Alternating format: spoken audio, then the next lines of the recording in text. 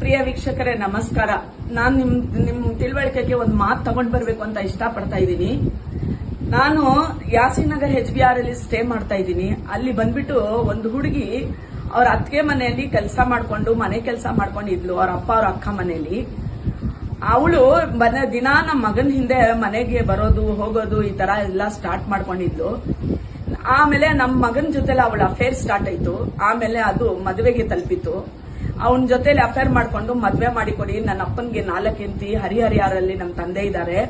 ನನ್ನ ತಾಯಿ 19 ವರ್ಷ ಆಗಿದೆ ನಮ್ಮನ್ನ ಬಿಟ್ಟು ಹೋಗಿ ಇನ್ನೊಬ್ಬರ ಜೊತೆಲಿ ಮದ್ವೆ ಆಗಿದ್ದಾರೆ ಅಂತ ಹೇಳಿದ್ಲು. ಆಮೇಲೆ ನನ್ಗೆ ಅವಾಗ ಅವ್ರು ಇಲ್ಲಿ ಹೊಡೆದ್ರು ಅಲ್ಲಿ ಹೊಡೆದ್ರು ಅಂತ ದಿನಾ ಬಂದು ನಮ್ಮ ಮನೆಗ್ ಬರೋದು. ಒಂದ್ಸಲ ಅವಳ ಮನೆಯಿಂದ ಓಡಿ ನಮ್ಮ ಮನೆಗ್ ಬಂದ್ಬಿಟ್ಟಿದ್ಲು. ಆಮೇಲೆ ಇಲ್ಲೇ ನನ್ ಕಳಿಸ್ಬೇಡಿ, ನನ್ನ ಬಹಳ ಕಾಟ ಕೊಡ್ತಾರೆ, ಅವ್ರ ಮಕ್ಕಳೆಲ್ಲ ನನ್ಗೆ ರೇಪ್ ಮಾಡ್ತಾರೆ, ಅವ್ರು ಸರಿ ಇಲ್ಲ, ಅವರೆಲ್ಲ ನೀವು ಅಲ್ಲಿ ಕಳಿಸ್ಬಿಟ್ಟು ಪುನಃ ನನ್ಗೆ ಮನೆ ಕೆಲಸ ಮಾಡ್ಕೊಂಡು ಅವ್ರ ಮಕ್ಕಳೆಲ್ಲ ರೇಪ್ ಮಾಡ್ತಾರೆ ಅಂತ ಅವ್ರು ಹೇಳ್ಕೊಂಡಿದ್ಲು. ಆಮೇಲೆ ನಮ್ಮ ಮನೇಲಿ ಇರಕ್ಕೆ ಸ್ಟಾರ್ಟ್ ಮಾಡಿದ್ಲು. ನಮ್ ಗಂಡ ಇದ್ರು. ಆಮೇಲೆ ನಾನು ಹೇಳ್ದೆ, ಈ ಹುಡುಗಿಗೆ ತಂದೆ ತಾಯಿ ಯಾರು ಇಲ್ಲ, ನಾವು ಅದನ್ನ ಮಗನ್ಗೆ ಮದ್ವೆ ಮಾಡ್ಕೊಳಂತ ನಾನು ಇಷ್ಟಪಟ್ಟು ಅವಳಿಗೆ, ಆಗ್ಲಿಮ್ಮ ನನ್ನ ಮಗನ್ಗಾದ್ರೂ ನಿನ್ ಮದ್ವೆ ಮಾಡ್ಕೊಂತೀನಿ, ನನ್ಗಿರೋದು ಒಬ್ನೇ ಮಗ ನೋಡ, ಅವನ್ಗೆ ಕನ್ವರ್ಷನ್ ಇದೆ, ಫಿಟ್ಸ್ ಇದೆ, ನೀನು ಮದ್ವೆ ಮಾಡ್ಕೊಂತ ನೀನು ಒಪ್ಕೊಂತೀಯ ಅಂದ್ರೆ ನಾನು ಮದ್ವೆ ಮಾಡ್ತೀನಿ ಅಂದ್ಲು. ಇವಳು ಒಪ್ಕೊಂಡಿದ್ಮೇಲೆ ನಾನು ಅವಳಿಗೆ ಮದ್ವೆ ಮಾಡಿದೆ. ಆ ಟೈಮ್ ಕೊರೋನಾ ಪೀರಿಯಡ್, ಮನೆಯಲ್ಲೇ ನಾನು ಅವಳಿಗೆ ಮದ್ವೆನೂ ಮಾಡಿದೆ.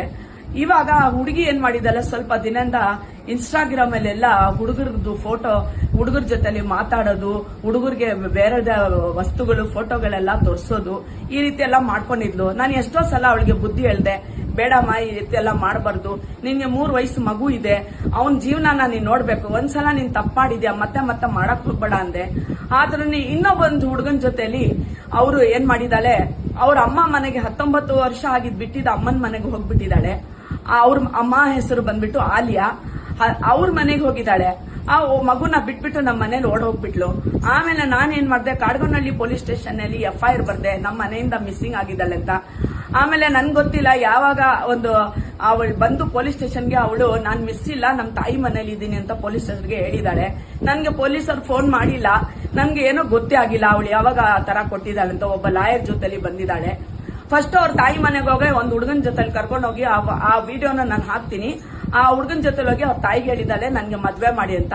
ಆ ತಾಯಿ ಹೇಳಿದಾರೆ, ಅವನ ಜೊತೆ ನಿನ್ ಮದ್ವೆ ಮಾಡಕ್ ಆಗಲ್ಲ, ಯಾಕಂದ್ರೆ ನೀನು ಮದ್ವೆ ಆಗಿರೋ ಹುಡುಗಿ, ನಿನ್ ಗಂಡನ ಮನೆಗೆ ಸೇರಿಸ್ತೀವಿ ಅಂತ ಹೇಳಿ ಆ ಹುಡುಗನ್ನ ಅವ್ರು ಓಡಿಸಿದ್ದಾರೆ. ಅವ್ರ ತಾಯಿನ ನಮ್ಮ ಮನೆಗೆ ಬಂದಿದ್ರು. ಅವರು ಮನೆಯಿಂದ ನನ್ನ ಡಾಕ್ಯುಮೆಂಟ್ಸ್ ಎಲ್ಲ ತಗೊಂಡ್ ಹೋಗ್ಬಿಟ್ಟಿದ್ಲು. ನಾನು ಪೊಲೀಸರಿಗೆ ಹೇಳಿದೆ, ನನ್ನ ಒಡವೆ ಎಲ್ಲ ಕತ್ಕೊಂಡು ಹೋಗ್ಬಿಟ್ಟಿದ್ಲು. ಪೊಲೀಸರು ಹೇಳಿದ್ರು. ಅವಾಗ ನಾನು FIR ಬರುವಾಗ ಅವಳು ಮುಂದೆ ಬಂದು ನಾವು ಮಾತಾಡೋಣ ಅಂದ್ರು. ಅದನ್ನ ಮೆನ್ಷನ್ ಮಾಡಿಲ್ಲ ಅವರು. ಆದ್ರೆ ಇವಾಗ ಅವಳು ನಮ್ಗೆ ಬಹಳ ಕಾಟ ಕೊಡ್ತಾ ಇದ್ದಾಳೆ, ಬಹಳ ತೊಂದರೆ ಕೊಡ್ತಾ ಇದ್ದಾರೆ.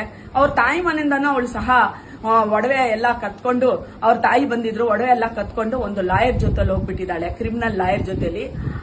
ಆ ಲಾಯರ್ ಬಂದ್ಬಿಟ್ಟು ಆಲ್ರೆಡಿ 4 ಮದ್ವೆ ಆಗಿದ್ದಾನೆ. ಅವನು ಅವಳ ಜೊತೆಲಿ ಅವ್ರ ಅಮ್ಮ ಹೇಳಿದ್ರು, ಅವನ್ನ ತಗೊಂಡೋಗಿ ನಮ್ಮ ಮನೆಯಿಂದ ಅವಳು ಓಡೋಗಿ ಕತ್ಕೊಂಡೋಗಿ ಒಂದು PG ಯಲ್ಲಿ ಇಟ್ಟಿದ್ದಾನೆ ಆ ಲಾಯರ್ ಅಂತ ನಮ್ಮ ಮನೆಗೆ ಬಂದು ಹೇಳಿದ್ರು. ಆಮೇಲೆ ಆ ಲಾಯರ್ ಬಂದ್ಬಿಟ್ಟು ನಮ್ಗೆ ಫೋನ್ ಮಾಡ್ದ. ಇವಳು ಕಂಟಿನ್ಯೂ ಆಗಿ ನಮ್ಗೆ ಫೋನ್ ಮಾಡ್ತಾ ಇದ್ಲು. ನಾನು ಹೇಳ್ದೆ, ನೀನ್ ಯಾಕೆ ನಮ್ಗೆ ಫೋನ್ ಮಾಡ್ತೀಯಾ, ಒಂದ್ ಕಾಲಲ್ಲಿ ಮಾತ್ರ ನಾನು ಮಾತಾಡ್ದೆ, ನೀನ್ ಹೋಗು ಕೋರ್ಟ್ಗೆ, ನನ್ ಮಗು ಬೇಕು, ನಿನ್ ಮಗು ಬೇಕಾದ್ರೆ ಕೋರ್ಟ್ಗೆ ಹೋಗಿ ಕೋರ್ಟ್ಗೆ ಕೇಳು, ನಿನ್ ಮಗು ಸಿಗುತ್ತೆ.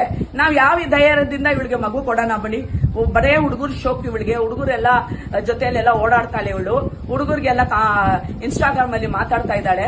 ಇನ್ಸ್ಟಾಗ್ರಾಮ್ ಹತ್ರ ಮನೆಯಲ್ಲಿ ಇರುವಾಗೆಲ್ಲ ಅವಳಿಗೆ ವಿಡಿಯೋ ಎಲ್ಲ ಅಸಹ್ಯ ವಿಡಿಯೋ ಎಲ್ಲ ಆಗ್ತಾ ಇದ್ಲು. ಆ ವಿಡಿಯೋ ಅಲ್ಲೆಲ್ಲ ನಾನು ನಿಮ್ಗೆ ಇನ್ಸ್ಟಾಗ್ರಾಮ್ ಅಲ್ಲಿ ತೋರಿಸ್ತೀನಿ, ನೀವೇ ಅದನ್ನ ನೋಡಿ ನಿಜಾಂಶನ ತಿಳ್ಕೊಳ್ಳಿ. ನನ್ಗೆ ಇವಾಗ ಕಾಟ ಕೊಡ್ತಾ ಇದ್ದಾಳೆ, ನಮ್ಮ ಗಂಡನ ಕಡೆ ಎಲ್ಲ ಹೋಗಿ ಹೇಳ್ತಾಳೆ, ನನ್ಗೆ ಮಗು ಕೊಡಿ, ಇಲ್ಲ ಅದನ್ನ ಸೋಷಿಯಲ್ ಮೀಡಿಯಾಲಿ ನಿಮ್ಮ ಅತ್ತಿಗೆನ ನಾನು ವೈರಲ್ ಮಾಡ್ಬಿಡ್ತೀನಿ, ನನ್ಗೆ ಮಗು ಕೊಡಿ. ಯಾವ ರೀತಿ ಮಗು ಕೊಡೋಣ, FIR ಆಗಿದೆ. ಅವಳು ಕೋರ್ಟ್ಗೆ ಹೋಗಿ ಮಗುನ ಕೇಳ್ಬೇಕು. 5.5 ತಿಂಗಳು ಮಗುನ ಬಿಟ್ಟು ಹೋಗಿದ್ಲು, ಅವಳನ್ನ ಕೊಡಕ್ಕಾಗುತ್ತಾ?